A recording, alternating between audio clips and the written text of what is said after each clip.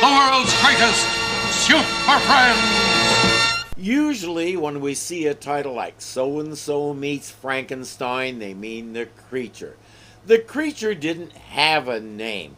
When he's not the one telling the story, the novel calls it the creature. Frankenstein was the guy who built it. In today's episode, I have to give the writers credit. They got that right.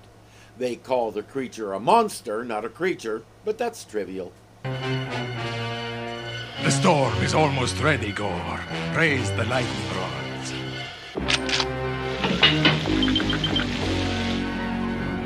It is done! Excellent. Those fools in Dreadsylvania must learn that they can't destroy my great-great-grandfather and go unpunished. The name of Frankenstein will soon live again. He's built another creature so it can terrorize the people of Transylvania. First, Transylvania isn't a country, it's a region of Romania. Second, I really don't know what people in Transylvania ever did to his ancestor, because the original Dr. Frankenstein did his work in Germany. We also don't know what kind of process the doctor used to reanimate his creation. The electricity thing mainly comes from movies and other adaptations.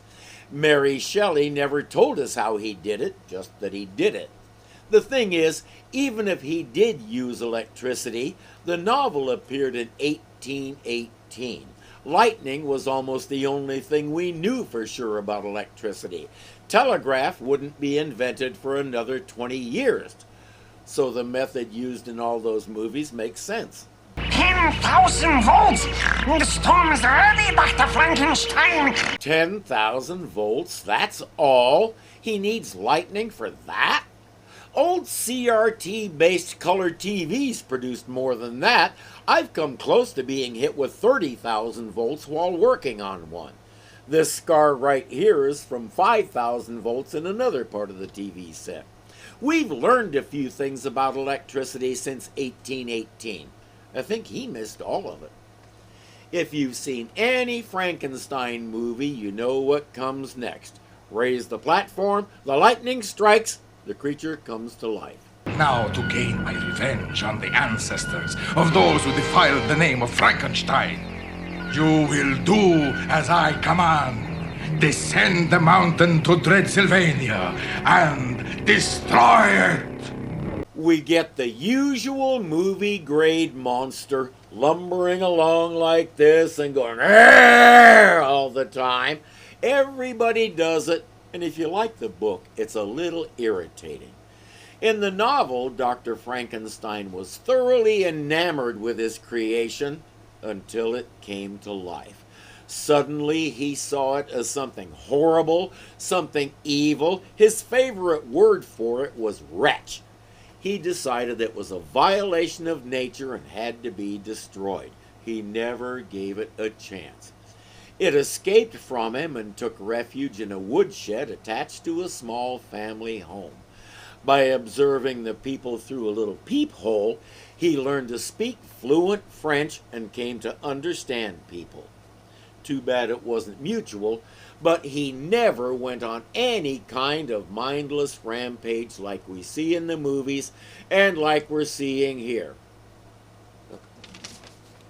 And one more item that I've just been handed by the useless trivia department. The bolt in the neck thing is from the movies too. In the novel, we don't know what it looked like or how it was put together. Thank you for that informative little waste of time. Turbo compressors, 10,000 RPM. Afterburner temperature, 1,500 degrees. Maximum thrust, 8,300 horsepower. She's running like a top, Batman. And you're doing that inside the hall instead of in a well-ventilated area because...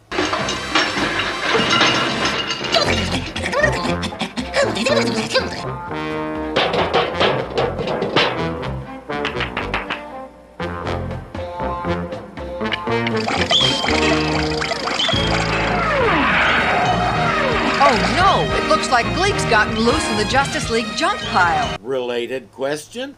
You have that enormous pile of junk in the middle of the Hall of Justice floor because... I knew we should have never let Aquaman and the twins leave for Atlantis without him. Nice bit of subtle exposition, Superman. Of course, Gleek crashes into something and it's funny, and then there goes the trouble alert. Super friends, you must come quickly. A horrible monster is ravaging Transylvania. According to the description, it sounds just like the one buried... Oh, no! Great, Hera! It looks like Dreadsylvania is in big trouble. Robin and I'll handle it. Right, Batman. The Batjet is all ready. If it isn't, they can take Gleek's. I'm sure he'd be willing to loan it to them. It's the Frankenstein monster! Get out of its way!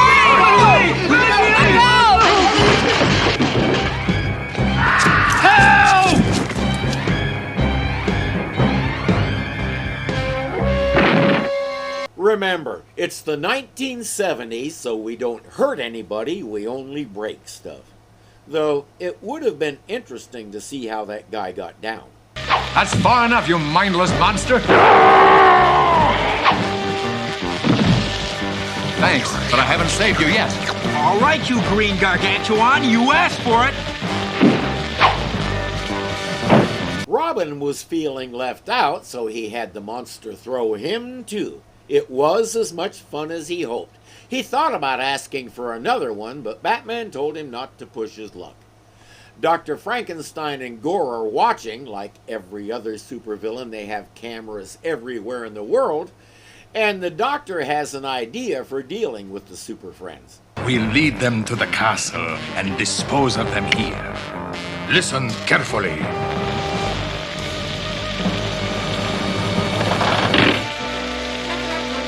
Holy horror stories, Batman! He's getting away! Even worse, he's acting like we're not important. We can't let him do that.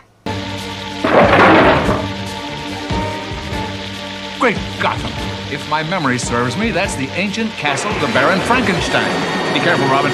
That monster could be anywhere. He may not be as bad as we thought. He did leave the door open for you. Batman! Help! This is where we get off. Quick, Robin. Throw the main switch. Nice going, Batman. Looks like we pulled the plug on that menacing monster.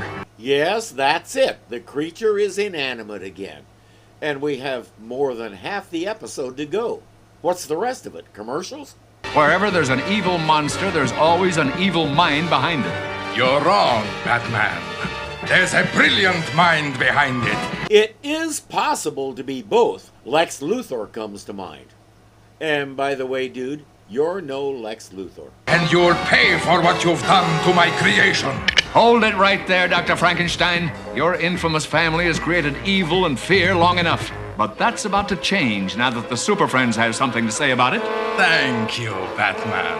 You've just given me an idea for the greatest creation in my family's history. And you will be the first part of the experiment.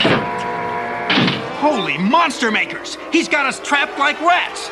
No, Boy Wonder, like guinea pigs. He has an amorphous body on one of his slabs. He puts Batman on another slab. Go, prepare the target body. It is ready, Dr. Frankenstein! Frankenstein, stop this madness before it's too late. Open the storm gates, Gore. In just a few moments, Batman, your mind and your strength will be transferred into that featureless target body. If he puts Batman's mind into it, won't it be a hero instead of a monster? While that's going on, Robin is immobilized. Hey, get away from there! I don't believe it! That rat's chewing through my bonds!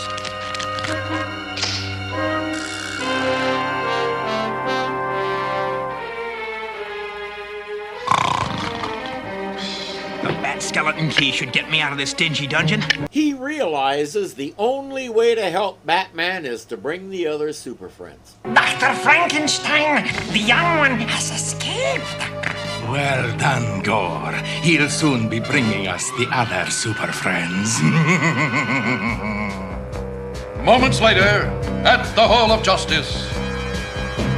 It's the bat emergency frequency. Switching on the satellite booster. Superman, Wonder Woman, we need help and fast. Dr. Frankenstein has got Batman. It may already be too late. Turn on your Justice League homing device and stay right where you are. Considering what Dr. Frankenstein said, maybe you two should do the same.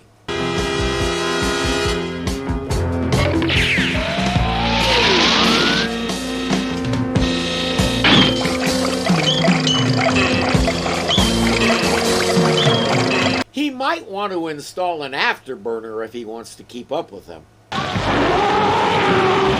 No! Keep away! No! That's far enough, you ugly monster. This dark creature has kryptonite in it. I can't get free of it.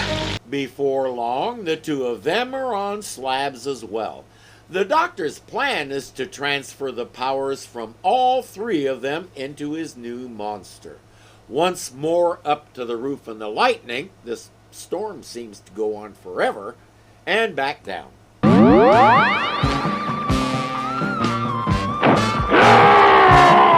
It's incredible. All of the Super Friends' powers rolled into one creature which I alone command. You shall begin by conquering Europe for me. Go! That leaves Robin and Gleek to save the day. Well, at least we know Gleek can do it. He's done it before.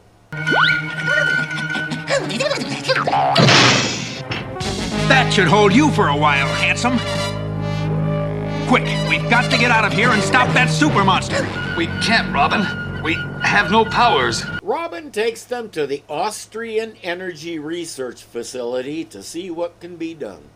Yes, we have the technology to help you, Robin, but it is far too dangerous. Our physio-energy converter can transfer the energy from one person to another, but it has only been tested on animals. With all of Europe in danger, this seems like a pretty good time to give it its first test on humans. Unlike Frankenstein's machine, theirs can take all the residual powers and stuff that are left in the other three and transfer it all to Robin while letting him keep being himself.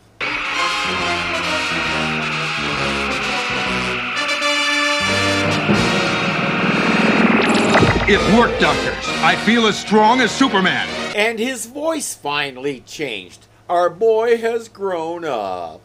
You have only 1 hour. If you do not transfer the Super Friends' energy back by then, they may not survive. Don't worry. I'll handle everything. The time limit came out of the blue. It makes me ask my favorite question. Why? There doesn't seem to be any kind of timer on the other creature. Does this machine have a defect? All right, friend. Your time is up.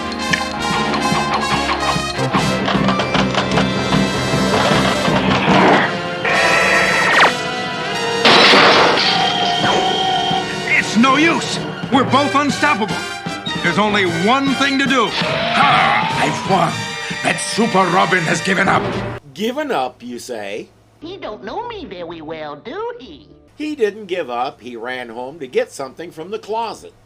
Since you and I have powers derived from Superman, then we have his weakness also, kryptonite. Remember, they bought a nice big stash of kryptonite from Lex Luthor last season. The other three are making their way through the castle with all the strength they have left. Let me go!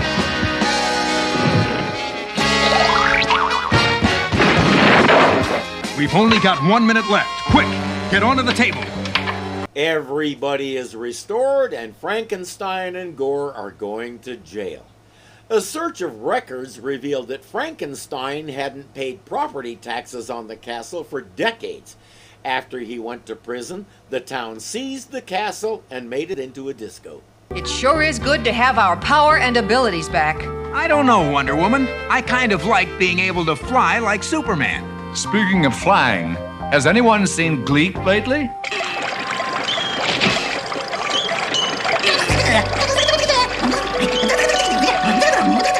That would be no, we haven't.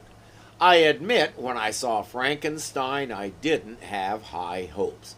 But this wasn't just another revival. This was creative. Taking out the stereotype monster early sent our expectations on a one-way trip to say, what? Suddenly it has our attention because that's supposed to be the end of a Frankenstein story, not the middle. What followed was hardly original. That's scarcely original, you know. I believe I just said that. But it was well done and handled creatively. Teaming up Super, Robin, and Gleek was something I don't think anybody ever expected to see, and it worked. You had to laugh at the way Gleek handled gore, and I can't blame Robin for wishing he could still fly. It all feels natural. There aren't any real seams in the story or its execution that I can say, this is out of place. That said, the world has been Frankensteined to the point of bursting with the need for something else. I see that next week Mr. and Mrs. Piddleick returns. That'll do. Until then...